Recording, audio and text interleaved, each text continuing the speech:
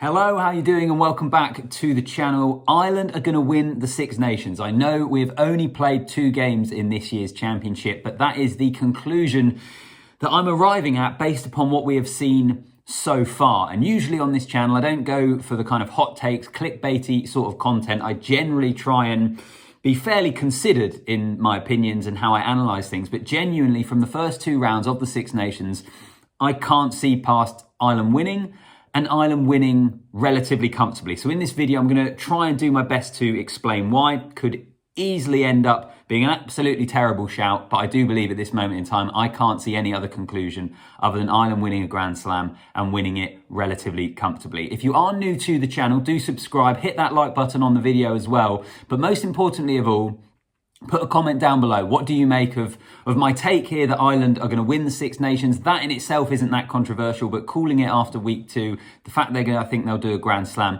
do let me know down below in the comments. All right, let's get into it.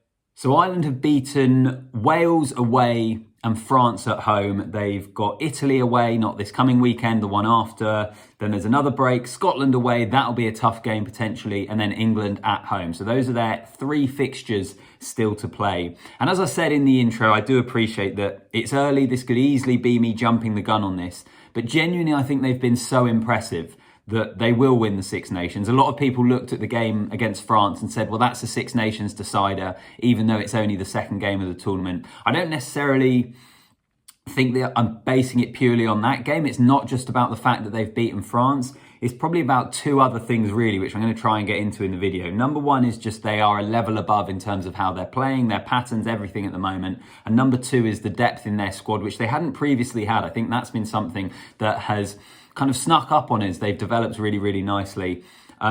So first of all, they're a level above. If you want to look at the cohesion of this Ireland team, and I think it's exhibited itself pretty well in the first 2 games and how quickly they've started matches. From the first kick-off against Wales, they were sensational. And against France, again, they got themselves into the lead and onto the scoreboard really, really quickly. And I remember watching their tests in the summer against New Zealand on that tour of New Zealand. And they were really good in the first part of the first test and then actually ended up losing that match to the All Blacks quite comfortably. And everyone was saying, oh, Ireland have been completely beaten easily.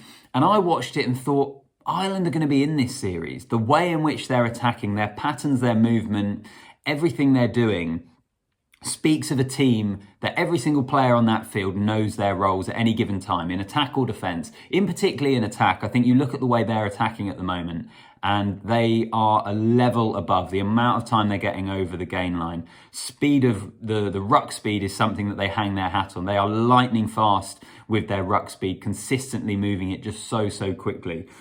So the cohesion, the whole unit that is working really well, I think is incredibly impressive at the moment. I think if you really love your rugby, and it's an incredibly kind of intricate, almost noisy thing to focus on, but just watching how they work is awesome. So yeah, certainly the cohesion. And also this is a product of the 4-year cycle, really. If you want to compare it with Wales and England, who have just brought in new coaches and almost starting from scratch, Ireland and France as well, but particularly Ireland at the moment, they look like a team that have had all that time together. They are almost 4 years into that cycle, over 3 years into that 4-year cycle. They've had time together, they've got an identity, and they all know what they're doing. And that's part of the reason that I think it just makes it so impressive at the moment. And of course, part of that is the Leinster influence, and in terms of having a lot of players from the same club who know what they're doing, but also having things married up between their club sides, the union, everyone knowing how they want that national side to play, which is something, again, France have done in this World Cup cycle, which normally the French game for years was riddled with the issues that the English game has of the different interests between club and country. France have been able to correct that, and they will be one of the main teams at the World Cup that people talk about having a chance to win it on home soil.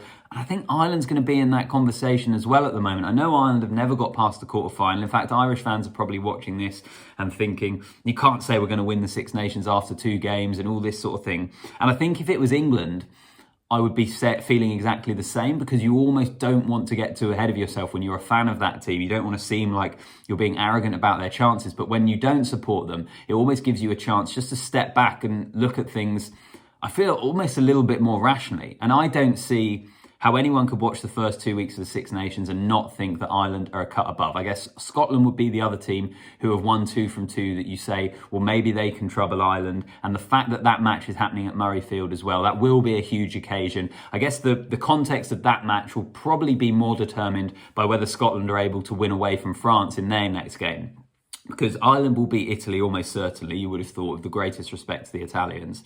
So if both teams, Scotland and Ireland, going into that game having won 3 from 3, the emotion of the occasion so significant to Scotland, maybe there's a chance that Scotland could pull off an upset. But yeah, as I say, from what I've seen, I just think Ireland have been too good. So that they're a level above their cohesion. That's kind of what I was talking about there. And then the squad depth as well. Mentioned this in the intro.